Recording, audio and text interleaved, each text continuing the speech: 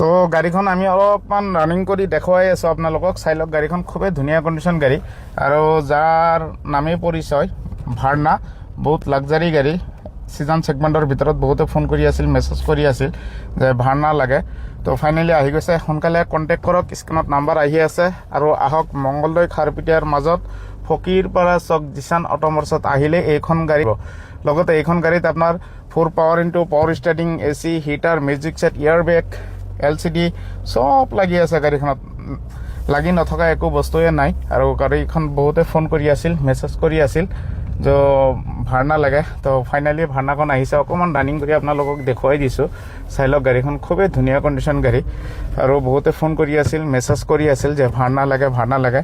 তো ফাইনেলি আহি গৈছে। সোনকালে কণ্টেক্ট কৰক, আৰু ভিডিঅ'টো বিস্তাৰিতভাৱে আপোনালোকে বঢ়িয়াকৈ চাই লওক আগতে, তাৰপিছত আমাৰ লগত কণ্টেক্ট কৰিব।